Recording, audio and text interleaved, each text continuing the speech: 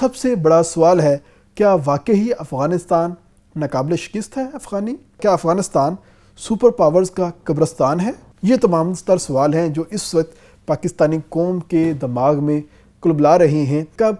کون، کیسے افغانستان کے اوپر قابض رہا اور کتنا عرصہ اس نے حکومت کی ہے؟ ایرانی سلطنت نے افغانستان کے اوپر بھرپور قبضہ جمائے رکھا اور یہ تقریباً 300 سال سے زائد کا قبضہ تھا۔ سکندر اعظم جب آئے تو انہوں نے بھی اسی جگہ کو اپنا تختہ مشق بنایا۔ 330 سے لے کے 323 یعنی 7 سال انہوں نے بھی یہاں پر حکومت کی ہے۔ یونانیوں نے بھی یہاں پر آ کے اپنا قبضہ برقرار رکھا اور تقریباً 150 سال یہاں پر قابض رہے۔ کہ درمیانی راہ میں آخر کون کون سی قومیں تھیں جنہوں نے افغانیوں کے اوپر اپنی حکومت جمائے رکھی؟ تو ترکوں نے ہندو شاہی فوجوں کے ساتھ مل کر افغانستان کے اوپر حملہ کیا۔ 600 سال تک انہوں نے اپنا قبضہ افغانستان کے اوپر بھرپور طریقے سے قابض رکھا۔ پاکستان نے فیصلہ کر لیا ہے کہ یا آپ ہمارے ساتھ رہو گے یا آپ ہمارے دشمن بن کے رہو گے۔ السلام علیکم، میں ہوں طیب سیف۔ بہت سارے سوالات ایسے ہیں جو ہمارے ذہن میں آتے ہیں اور ہم ان کے جواب ڈھونڈنے کی کوشش کرتے ہیں تو ہمارے ارد گرد وہی جواب ملتے ہیں جو کہ پروپیگنڈا کے تحت پھیلائے گئے ہوتے ہیں اور ہمارے تک اصلیت نہیں پہنچتی۔ تو آج ہم آپ کو کچھ چیزوں کے حقائق بتائیں گے اور کچھ سوالوں کے جواب ڈھونڈیں گے، یعنی کہ سب سے بڑا سوال ہے، کیا واقعی افغانستان ناقابل شکست ہے؟ دوسرا سوال ہے کہ آج تک کوئی بھی طاقت افغانستان کے اوپر قابض نہیں رہ سکی۔ کیا افغانستان سپر پاورز کا قبرستان ہے؟ کیا پاکستان نے افغانستان کے ساتھ جنگ چھیڑ کر تاریخ کی سب سے بڑی غلطی کی ہے؟ یہ تمام تر سوال ہیں جو اس وقت پاکستانی قوم کے دماغ میں کلبلا رہے ہیں اور بار بار ان کو پنچ کر رہے ہیں کہ آخر حقیقت کیا ہے۔ تو آج ہم آپ کو بتائیں گے حقیقت۔ آج اگر ہم تاریخ کو 3 حصوں میں تقسیم کر لیں، ایک ہم حصہ بناتے ہیں قبل از مسیح کا اور بعد از مسیح کا، پھر بعد میں ہم بات کریں گے درمیان کے ایرا کی، اور پھر اس موجودہ ایرا کی بات کریں گے کہ کب، کون، کیسے افغانستان کے اوپر قابض رہا اور کتنا عرصہ اس نے حکومت کی ہے۔ اگر ہم قبل از مسیح کی بات کرتے ہیں جس میں 550 سے لے کے 330 قبل از مسیح کا ایریا آتا ہے، اس میں ایرانی سلطنت نے افغانستان کے اوپر بھرپور قبضہ جمائے رکھا اور یہ تقریباً 300 سال سے زائد کا قبضہ تھا جو کہ ایرانیوں نے افغانستان کے اوپر کر کے رکھا اور افغانیوں نے ان کے خلاف کسی قسم کی کوئی جارحیت نہیں دکھائی تھی۔ اس کے بعد سکندر اعظم جب آئے تو انہوں نے بھی اسی جگہ کو اپنا تختہ مشق بنایا اور افغانستان سے گزر کے وہ برصغیر میں آئے تھے اور یہاں پر جہلم کے مقام سے آ کے وہ واپس مڑے تھے، مگر اس دوران انہوں نے افغانستان کے اوپر اپنا قبضہ جو ہے وہ برقرار رکھا اور یہ بنتا ہے 330 سے لے کے 323 یعنی 7 سال انہوں نے بھی یہاں پر حکومت کی ہے۔ اس کے بعد ہم بات کرتے ہیں یونانیوں کی، تو یونانیوں نے بھی یہاں پر آ کے اپنا قبضہ برقرار رکھا اور تقریباً 150 سال یہاں پر قابض رہے۔ اس کے بعد آتے ہیں چندر گپت موریہ اور اشوکا، یعنی کہ ہندو رہنما جنہوں نے پوری دنیا میں اپنی بہادری کا ڈنکا بجایا تھا اور برصغیر سے اٹھ کے انہوں نے پوری دنیا کے اوپر قبضہ کرنے کی کوشش کی تھی۔ تو اس میں اشوکا کا نام بھی آتا ہے اور چندر گپت موریہ کا بھی آتا ہے۔ تو انہوں نے بھی وہاں پر تقریباً 150 سے 200 سال اپنی حکومت برقرار رکھی اور افغانی عظمت کا جو خبت تھا وہ کہیں پر نظر نہیں آیا اور انہوں نے ان تمام لوگوں کو اپنے اوپر مسلط رہنے دیا۔ اس کے بعد ہم بات کرتے ہیں درمیانی ایرا کی، کہ درمیانی ایرا میں آخر کون کون سی قومیں تھیں جنہوں نے افغانیوں کے اوپر اپنی حکومت جمائے رکھی اور افغانی ان کو کسی صورت اپنے آپ سے ہٹا نہیں سکے۔ تو سب سے پہلے ہم بات کرتے ہیں ترکوں کی۔ تو ترکوں نے ہندو شاہی فوجوں کے ساتھ مل کر افغانستان کے اوپر حملہ کیا اور قبضہ کیا، جس میں 650 سے لے کے 1020 عیسوی تک یعنی کہ 600 سال تک انہوں نے اپنا قبضہ افغانستان کے اوپر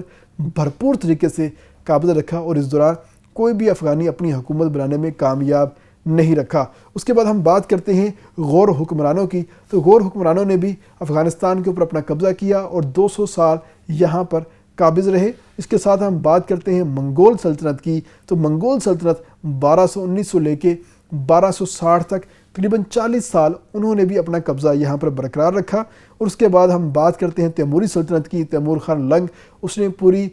دنیا کو فتح کرنے کا جو ایک خواب ہے وہ دیکھا تھا مگر اس میں کامیاب نہیں ہو سکا، لیکن دنیا کے جو عظیم فاتحین ہیں اس کے اندر اپنا نام جو ہے اس نے لکھوایا ہے اور تیمور نے بھی افغانستان کے اوپر قبضہ کیا اور تقریباً 200 سال تک اس کا اور اس کے آباء و اجداد کا یہاں پر قبضہ برقرار رہا۔ پھر بات کرتے ہیں مغلیہ سلطنت کی، تو مغلیہ سلطنت نے بھی یہاں پر آ کے قبضہ کیا اور ان کی جو عملداری تھی وہ کابل تک بھرپور طریقے کے ساتھ قابض رہی۔ اور اس کے ساتھ ہم بات کرتے ہیں نادر شاہ کی، تو نادر شاہ جس کے بارے میں مشہور ہے کہ وہ افغانستان سے آتا تھا اور یہاں پر آ کے سومناتھ کے مندر کو توڑ کر جاتا تھا یا حملے کرتا تھا، 17 حملے جو ہیں نادر شاہ کے مشہور ہیں۔ تو نادر شاہ افغانی نہیں تھا، نادر شاہ ایرانی تھا، ایران سے اٹھ کے وہ لوگ آئے تھے، اور نادر شاہ نے بھی تقریباً یہاں پر 300 سال حکومت کی اور کوئی بھی اس کا کچھ نہیں اکھاڑ سکا۔ اس کے بعد ہم بات کرتے ہیں جدید دور کی جنگ کی، جس میں سب سے بڑی جنگ جو شروع ہوئی وہ شروع ہوئی تھی سوویت یونین کی۔ تو سوویت یونین 1999 میں آیا اور 1979 میں آیا، 1999 میں گیا۔ تقریباً انہوں نے 10 سال اپنی جو حکومت ہے وہاں پر کی، اور اس دوران سخت مزاحمت کا سامنا کرنا پڑا تقریباً تمام جو سوویت گورنمنٹ تھی اس کو، کیونکہ جو افغانستان کے اندر جو کمیونسٹ لوگ تھے انہوں نے رشیا کو بار بار پیغام بھیجے تھے کہ ہم افغانستان کے اندر اپنی حکومت چاہتے ہیں، کمیونسٹ گورنمنٹ چاہتے ہیں، تو کمیونسٹ گورنمنٹ کو سپورٹ کرنے کے لیے رشیا کو یہاں پر آنا چاہیے، تو رشیا اس کے لیے آیا۔ لیکن اس دوران طالبان کا جنم ہو چکا تھا اور طالبان نے ان کے خلاف مزاحمت شروع کر دی، اور اس دوران پاکستان نے بھرپور طریقے سے افغانیوں کی مدد کی اور ان کو اسٹرنگر میزائل دیے، جس سے رشیا جو ہے وہ تباہ و برباد ہو گیا اور رشیا یہاں سے جانے پہ مجبور ہو گیا۔ اس کے بعد ہم بات کرتے ہیں امریکہ کی، تو امریکہ 7 اکتوبر 2001 کو یہاں پر آیا اور انہوں نے اپنا قبضہ پہلے سال میں ہی برقرار رکھا، اور جب یہاں پر 20 سال کے بعد گیا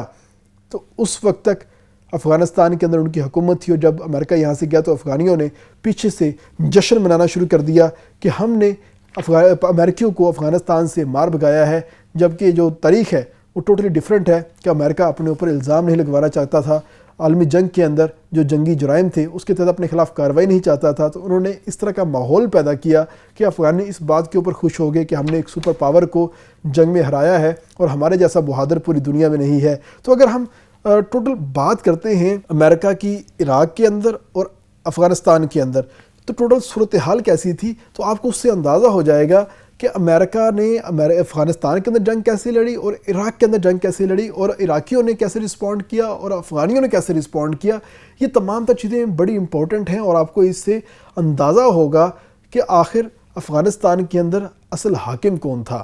تو اصل حاکم کی اگر ہم بات کرتے ہیں تو زیادہ سے زیادہ اگر ہم بات کرتے ہیں امریکہ کی، جو انہوں نے 20 سال تقریباً اپنا عرصہ گزارا ہے افغانستان کے اندر، اس دوران جو میکسیمم فوج تھی امریکہ کی وہ یہاں پر 1,40,000 رہی۔ 1,40,000 فوج، یہ بالکل اونٹ کے منہ میں زیرے کے برابر فوج ہے، اور اس فوج نے پورے افغانستان کے اوپر اپنا قبضہ جو ہے وہ برقرار رکھا ہوا تھا، اور افغانی طالبان جو ہے ان کے خلاف کارروائی نہیں کر پاتے تھے، اگر کرتے بھی تھے تو ایسی بزدلانہ کارروائی ہوتی تھی کہ وہ وہاں سے بھاگنے پہ ہی مجبور ہوتے تھے۔ اگر ہم ان کے ٹوٹل امریکی فوج کا نقصان یہاں پر دیکھیں تو امریکی فوج کا ان 20 سالوں میں افغانستان کے اندر